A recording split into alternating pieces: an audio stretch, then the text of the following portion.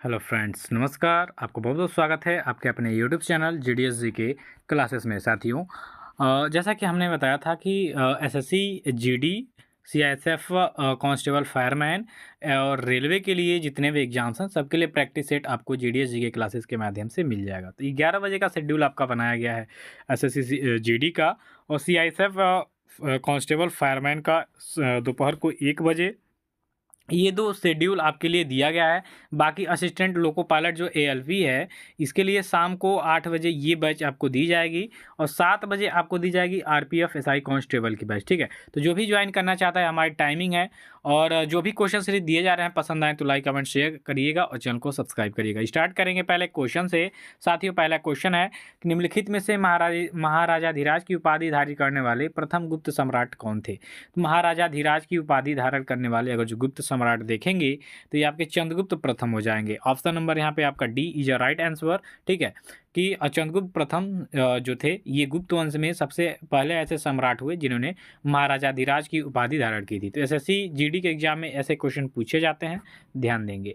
Next है, पंचतंत्र पुस्तक के लेखक कौन है? अब यहाँ पे पुस्तक से संबंधित क्वेश्चन है जो कि आपके एग्जाम में आते ही आते हैं, तो इसका राइट आंसर हो जाएगा विष्णु शर्मा। पंचतंत्र पुस्तक के जो लेखक हैं वो कौन है? आपके विष्णु शर्मा हो जाएंगे। ठीक है, ऑप्शन नंबर बी हो जाएगा यहाँ पे। अगले क्वेश्चन में कह रहा है कि राजा टोडरमल निम्नलिखित में से किस मुगल सम्राट के शासनकाल के दौरान राजस्व मंत्री थे?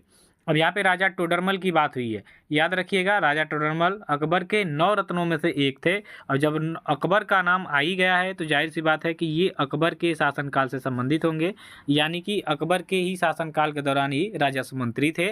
ठीक है, राजा टोडरमल याद रखिएगा, ये अकबर के 9 रत्नों में से एक थे और ये राजस्व मंत्री थे। ठीक है, तो याद रखिएगा, हो जाएगा इसका ऑप्शन नंबर सी। अगला क्वेश्चन है, हड़प्पा कालीन स्थल रंगपुर भारत के किस वर्तमान राज्य में स्थित है? तो ये रंगपुर की बात करेंगे, लोथल की बात करेंगे, तो ये दोनों जो जगह है ये आपके गुजरात में है। ठीक है, कहाँ पे है? गुजरात में। तो ऑप्शन नंबर यहाँ पे ए कर देंगे साथियों, कि जो आपको हड़प्पा कालीन स्थल है रंगपुर और लोथल। लोथल की बात करेंगे तो लोथल प्रमुख बंदरगाह था आपके हड़प्पा कालीन सभ्यता का। ठीक है, जो कि गुजरात में ही स्थित था। तो लोथल क्या था? आपका बंदरगाह। अगर जो आपके ऑप्शन में आता है कि लोथल प्रमुख बंदरगाह था, कहाँ पे स्थित था? तो गुजरात में। और ऐसा भी आ सकता है कि हड़प्पा कालीन सभ्यता का सबसे प्रमुख बंदरगाह कौन था? तो ये लोथल था। ठीक, ऑप्शन नंबर यहाँ पे आपका हो जाएगा ए, गुजरात। नेक्स्ट क्वेश्चन में क्या रहा है कि लॉर्ड रिपन द्वारा हंटर कमीशन की नियुक्ति किस वर्ष में की गई थी? ये देखिए काफ़ी ज़्यादा इंपॉर्टेंट क्वेश्चन ये भी हो जाएगा आपके एग्जाम की दृष्टि से, कि जो लॉर्ड रिपन है, लॉर्ड मेयर लॉर्ड रिपन, यानी लॉर्ड रिपन के शासनकाल में नियमित जनगणना की शुरुआत होती है 1882 से 81 से। ठीक है, 81 में आपका होता है। ठीक है, जो भारत में नियमित जनगणना। ठीक, और लॉर्ड मेयो के शासनकाल में क्या हुआ था कि आपके सबसे पहले जनगणना कराई गई थी। अब यहाँ पे क्वेश्चन हो नहीं है, यहाँ पे हंटर कमीशन की नियुक्ति से संबंधित क्वेश्चन है, तो ये 82 हो जाएगा। ठीक है, 1882 यानी 1882 में। 1882 में हंटर कमीशन की नियुक्ति लॉर्ड रिपन के द्वारा की गई थी। तो साथियों, इसका राइट आंसर हो जाएगा आपका ऑप्शन नंबर बी, 1882। चलिए नेक्स्ट क्वेश्चन देखेंगे। आपका नेक्स्ट क्वेश्चन में कह रहा है कि निम्नलिखित में से कौन सा उपवेद ऋग्वेद से संबंधित है? अब यहाँ पर ऋग्वेद देखिए, वेदों की संख्या होती है 4 और उपवेदों की संख्या भी होती है 4। ऋग्वेद, यजुर्वेद, सामवेद और अथर्ववेद। तो सबसे पहले ऋग्वेद आता है। ठीक है, सबसे पहला वेद ऋग्वेद है और सबसे आखिरी का वेद है अथर्ववेद है। ठीक है, और गणित का सूत्र आपके यजुर्वेद में ही मिल जाता है। ऐसे क्वेश्चन आता है कि गणित के सूत्र किस वेद में मिलते हैं? यजुर्वेद में। और संगीत से संबंधित आपका सामवेद हो जाएगा। ठीक है, ये भी क्वेश्चन आता है ना कि ये बताइए संगीत से संबंधित कौन सा वेद है? तो वेद है तो सामवेद। ये और मैथ से आ जाएगा यजुर्वेद। ऋग्वेद में ऋचाओं की संख्या, मात्राओं, मंत्रों की संख्या भी है। अथर्ववेद में आपका जादू टोना हो जाएगा। ठीक है, और फिर यजुर्वेद में यज्ञ से संबंधित अनुष्ठान भी हो जाएगा। तो यहाँ पूछा है कि ऋग्वेद से संबंधित उपवेद कौन सा है? ठीक है, तो यहाँ पे कौन हो जाएगा साथियों? आयुर्वेद। आयुर्वेद का संबंध आपके ऋग्वेद का ये उपवेद है आयुर्वेद। ठीक है, सी ऑप्शन इसका राइट आंसर हो जाएगा। अगला है बनारस हिंदू विश्वविद्यालय की, यानी कि BHU की बात कर रहा है यहाँ पे। ठीक है, इसकी स्थापना किसने किया था? तो बनारस हिंदू यूनिवर्सिटी, जैसा कि नाम से ही हो जाएगा कि आपके वाराणसी में स्थित होगा। कहाँ पे? वाराणसी में। और इसकी स्थापना चंदा मांग के की गई थी साथियों, जो कि इस समय भारत में बहुत ही फेमस है यूनिवर्सिटी ये। खासकर मेडिकल सुविधाओं के लिए भी। तो बीएचयू की बात करेंगे तो पंडित मदन मोहन मालवीय जी ने इसकी स्थापना की थी। डी विकल्प इसका सही हो जाएगा कि बनारस हिंदू विश्वविद्यालय की स्थापना पंडित मदन मोहन मालवीय द्वारा किया गया था। ठीक है साथियों, आगे बढ़ेंगे। उकाई बांध आपके किस नदी पर स्थित है? अब यहाँ पे उकाई बांध की बात हुई है, तो उकाई बांध हो जाएगा आपके ताप्ती नदी पे। सी ऑप्शन इसका राइट आंसर हो जाएगा कि ताप्ती नदी पे आपका उकाई बांध स्थित है। ठीक है, तो सी ऑप्शन यहाँ पे आप क्या करिएगा, सही करिएगा, उकाई बांध है। ठीक है, ये क्वेश्चन आपके एग्जाम में पूछा हुआ है साथियों, और ऐसे ही एग्जाम में आपको क्वेश्चन देखने को मिलेंगे, तो सी ऑप्शन इसका राइट आंसर हो जाएगा। अगला है, टिहरी बांध आपके किस नदी पर स्थित है? अब यहाँ पे टिहरी बांध की चर्चा करेंगे, तो टिहरी बांध की बात करेंगे तो ये आपके भागीरथी नदी के ऊपर स्थित है। ठीक है, टिहरी बांध। देखिए, बांध से क्वेश्चन मैं इसलिए लेके आया हूँ क्योंकि इनसे क्वेश्चन आपको देखने को मिले हैं प्रीवियस ईयर में। तो टिहरी बांध आपके भागीरथी नदी पर स्थित है। निम्नलिखित में से कौन सी मृदा संरक्षण की एक विधि हो जाएगी? तो इसमें से वही है सीढ़ीदार खेत बनाना। देखिए, जब सीढ़ीदार खेत बनाएंगे तो यहाँ पे मृदा संरक्षण कर सकते हैं। मृदा संरक्षण मतलब मिट्टी का संरक्षण किया जाएगा। जैसे कि जब बारिश होती है, वर्षा के जल से मृदा का क्या होता है, बहाव होता है, कटाव होता है, जिससे मृदा का संरक्षण नहीं हो पाता है। ठीक है, बह के चली जाती है, कटान हो जाता है, मिट्टी एक जगह से दूसरी जगह चली जाती है, तो जो उपजाऊ मिट्टी है वो अनुपजाऊ भी हो जाती है ना। तो यही है मृदा संरक्षण। अगर जो हम करना चाहते हैं तो इनमें से कौन सी एक विधि हो जाएगी? तो वही सीढ़ीदार खेत अगर जो हम बना के काम करते हैं उस पर, तो ये जो मृदा का संरक्षण है किसी हद तक कम कर सकते हैं हम लोग। ठीक है, तो डी विकल्प हो जाएगा। अगला है, श्वेत क्रांति का संबंध हो जाएगा। तो श्वेत क्रांति मतलब सीधा है, सफ़ेद दूध होता है, सफ़ेद अंडा भी होता है सफ़ेद, लेकिन अंडा हो जाएगा आपके रजत क्रांति से। ठीक, रजत क्रांति का संबंध किससे होता है? तो अंडा के उत्पादन से। और यहाँ पे श्वेत क्रांति पूछ दिया है तो ये दूध के उत्पादन से हो जाएगा। सी ऑप्शन इसका राइट आंसर हो जाएगा।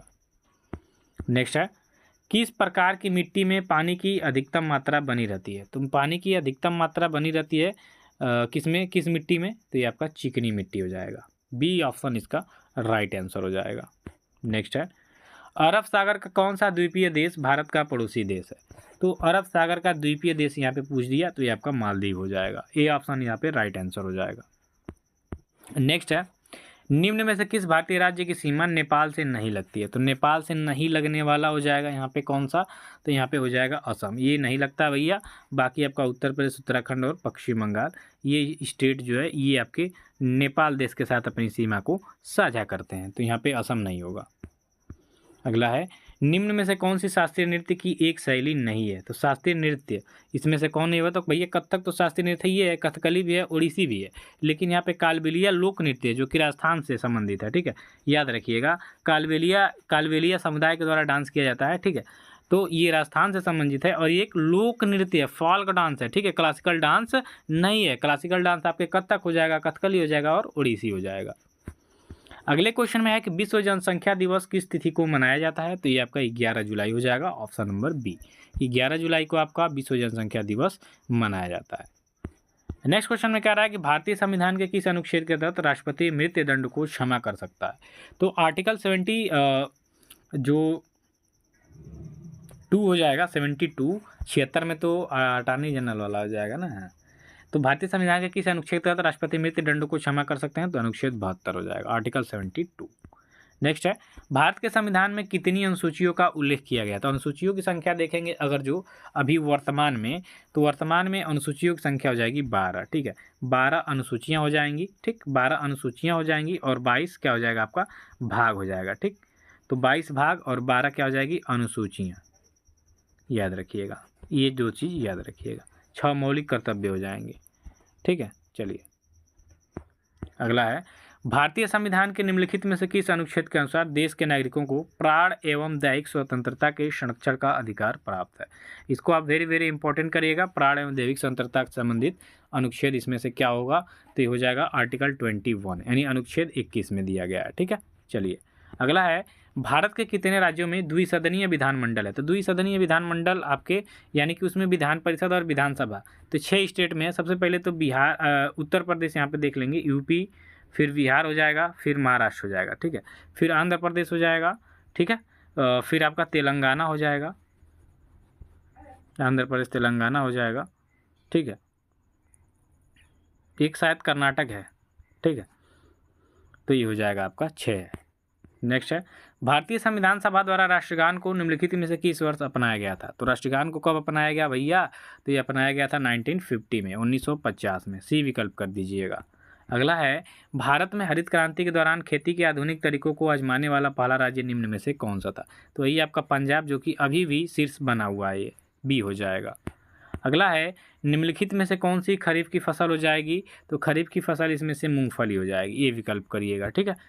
नेक्स्ट है, अरे गर्मी के टाइम बोई जाएगी, ठंडी में काट ली जाएगी। भारतीय अर्थव्यवस्था का प्राथमिक क्षेत्र पूछ लिया, तो ये आपका कृषि हो जाएगा, डी ऑप्शन राइट हो जाएगा। नेक्स्ट है, केरल में फसल की कटाई पर कौन सा उत्सव मनाया जाता है? तो आपका ओणम मनाया जाता है। कौन सा? ओणम। ओणम होता है, यहाँ पे ओणम लिखा है ना, ओणम ऐसे होता है, ठीक है।